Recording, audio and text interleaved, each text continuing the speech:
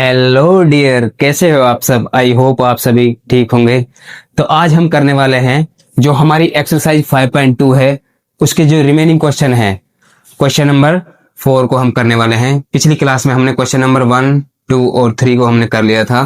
Question number 4 है which term of the AP. हमें AP given है, ये हमें क्या गिवन है, एपी गिवन है। Which term of this AP is 78। तो वो कह रहा है कि इस एपी की ये जो 78 है, ये कौन सी टर्म होगी। हमें कहने का मतलब हमें क्या गिवन है, ए एन गिवन है, हमें गिवन है ए एन की वैल्यू। वो कह रहा है ये कौन सी टर्म होगी।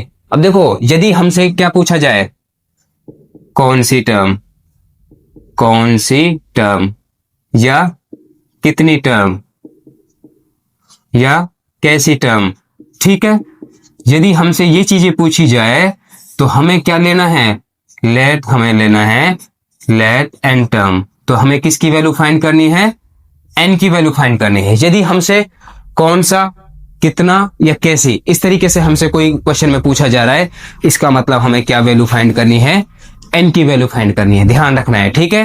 तो इस क्वेश्चन में क्या है, ये एपी गिवन है और हमसे 78 का पूछा, ये कौन सी टर्म है, ठीक है। तो हमें एन की वैल्यू फाइंड करनी है और हमें ए एन गिवन है। तो ए एन क्या होता है, सबसे पहले मैं एपी को लिख लेता हूं। हमें एपी गिवन है 3, 8, 13, 18 दिस, ठीक है, ये गिवन है। और हमसे इस तरीके से पूछा है कि इसमें यदि 78 जो टर्म आएगी, ये कौन सी टर्म है, ठीक है। तो ये हमारा हो गया ए गिवन है हमें, और ये हो गया हमारा ए एन गिवन है।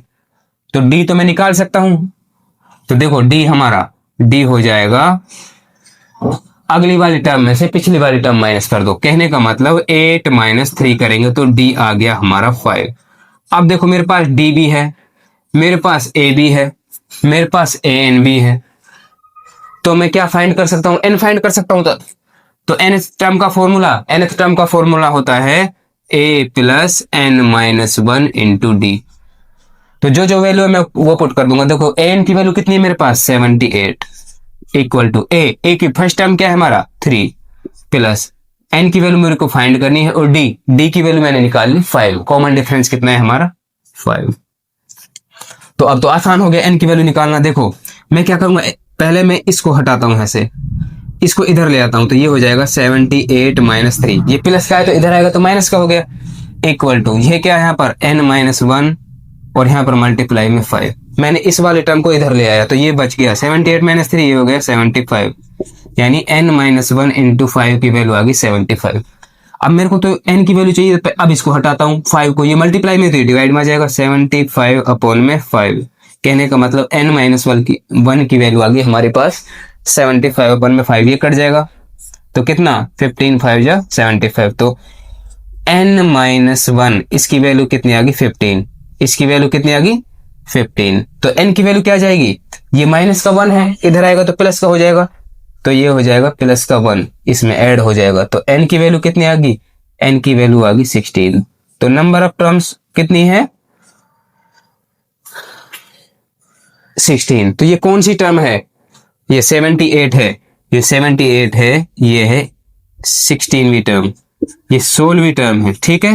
यही हमें फाइंड करना था। तो क्वेश्चन नंबर 5 में हमें 2 क्वेश्चंस गिवन है और इनमें हमसे पूछा गया, ये एपी गिवन है, हमें एपी गिवन है और हमें नंबर ऑफ टर्म्स फाइंड करनी है कि इस एपी में नंबर ऑफ टर्म्स कितनी होंगी। तो मैंने अभी बताया, यदि हमसे पूछा जाए कितनी टर्म, कितनी, कौन सी या कैसी, इसका जवाब हमसे पूछा जाए तो हमें क्या फाइंड करना होगा, सबसे पहले एन फाइंड करना होगा। तो हमें एपी गिवन है और इसमें पूछा है कि इसमें नंबर ऑफ टर्म क्या होंगे। इसी तरीके से इस क्वेश्चन में एपी गिवन है, नंबर ऑफ टर्म्स पूछा है कि इस एपी में कितनी नंबर ऑफ टर्म्स होंगी, तो हमें एन की वैल्यू फाइंड करनी है, ठीक है। तो देखो इस एपी में ये एपी है, ये क्या है एपी है, ये है एक एपी, ठीक है। तो ए की वैल्यू क्या गिवन है, फर्स्ट टर्म है हमारा 7।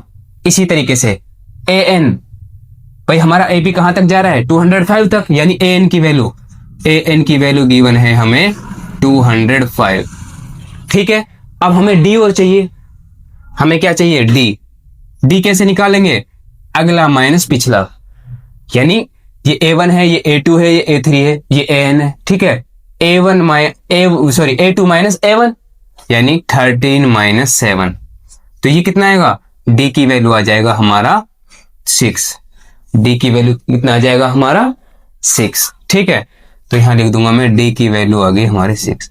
अब मेरे पास देखो सारी वैल्यू गिवन है, A की वैल्यू ये गिवन है, AN की वैल्यू ये गिवन है और D की वैल्यू ये गिवन है, तो N की वैल्यू निकाल सकता हूं। तो मैं किससे, nth फॉर्मूला, जो nth टर्म फाइंड करने का फॉर्मूला है AN equal to A plus N minus 1 into D। N क्या है 205 इक्वल टू A क्या है हमारा first term 7 plus N minus 1, इसको ऐसे कैसे रहने देते हैं, D आया हमारा 6, ठीक है। तो अब मुझे ये टर्म चाहिए, पहले मैं इसको हटाता हूं यहां से 7 को, तो इधर ले आऊंगा तो ये हो जाएगा 205 माइनस 7 हो जाएगा, ठीक है, equal to N minus 1 into 6, ऐसे कैसे रहने दो। तो इसमें से ये माइनस करूंगा, 7 माइनस करूंगा 205 में से, ये हो गया 198 और N माइनस 1 ऐसे कैसे ही और 6 ऐसे कैसे ही। अब मुझे क्या चाहिए, इस 6 को हटाना है यहां से, तो ये मल्टीप्लाई में तो ये डिवाइड में हो जाएगा, तो ये हो जाएगा 198 अपॉन में 6 और ये हो जाएगा N माइनस 1, ठीक है। तो इससे इसको करेंगे तो 6 में 6 3 जा 18, ये 6 3 जा 18, तो ये कितनी बार कट गया 33 टाइम्स। तो कहने का मतलब N माइनस 1 की वैल्यू आ गई 33। तो N की वैल्यू क्या आ जाएगी, N की वैल्यू ये माइनस क्या है तो इधर ऐड हो जाएगा, तो 33 प्लस 1 तो ये आ जाएगा 34, ये आ जाएगा 34। यही हमसे पूछा था। तो इस AP में नंबर ऑफ टर्म्स कितनी हो जाएंगी, ये हो जाएंगी 34, ये हमारा आंसर होगा, ठीक है। ऐसे ही इसमें होगा, ऐसे ही इस क्वेश्चन में करेंगे। देखो A क्या है हमारा, A है हमारा 18, ठीक है। AN इसमें क्या है माइनस का 47, तो D निकाल सकते हैं हम, इस वाले टर्म में से इसको माइनस कर देंगे। देखो ये क्या है 15 एंड 1 अपॉन 2 माइनस 18, भाई सेकंड टर्म में से फर्स्ट को माइनस कर दिया कॉमन डिफरेंस निकालने के लिए, तो ये कितना हो जाएगा, पहले इसको सिंपलीफाई कर लेते हैं। तो ये 31 अपॉन में 2 माइनस 18, ठीक है। इसके नीचे में क्या 1 मान लूंगा, तो ये इसका एलसीएम क्या आएगा 2, तो 31 माइनस ये कितना हो गया 36, कहने का मतलब ये आ गया माइनस का 5 अपॉन में 2। तो D की वैल्यू आ गई मेरे पास माइनस का 5 अपॉन में 2। अब देखो मेरे पास A की वैल्यू भी है, A की वैल्यू ये रही, AN की वैल्यू ये रही और D की वैल्यू ये रही। तो मैं क्या कर सकता हूं, N की वैल्यू फाइंड कर सकता हूं, जैसे इसमें फाइंड करिए इस फॉर्मूले से, ठीक है।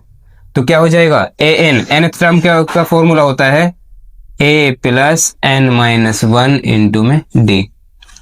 वैल्यू पुट कर दो सारी, AN की वैल्यू कितनी है माइनस का 47 इक्वल टू A की वैल्यू है 18 प्लस ये हमें फाइंड करना है D की वैल्यू आई है हमारी माइनस का 5 अपॉन में 2। मैंने क्या किया, सारी वैल्यू पुट कर दी। अब देखो पहले इसको यहां से हटाते हैं, हमें ये वैल्यू चाहिए N की, तो सबसे पहले मैं 18 को इधर ले आता हूं, तो ये माइनस का हो जाएगा माइनस का 47 और ये माइनस का 18 हो गया इक्वल टू ये बचा N माइनस 1 इंटू में माइनस का 5 अपॉन में 2। ये ऐसे कैसे रहने दिया मैंने, ठीक है। तो ये कितना हो जाएगा, ये ऐड हो जाएगा, तो ये हो गया 5 और ये हो गया 6 माइनस का 65, माइनस का 47 और माइनस का 18 65 इक्वल टू ये N माइनस 1 को ऐसे कैसे रहने दो और ये मल्टीप्लाई में जो माइनस का 5 अपॉन 2 है इसको भी ऐसे कैसे रहने दो, ठीक है।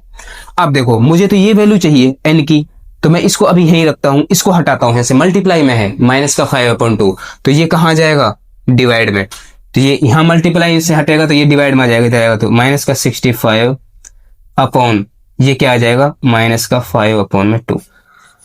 ये वाली टर्म कहां आ गई, डिवाइड में आ गई, क्योंकि ये मल्टीप्लाई में है, ठीक है। यहाँ ये मल्टीप्लाई में तो इधर में इसको ले आया तो ये क्या आ गई डिवाइड में, तो ये बचा इधर N माइनस 1, ठीक है।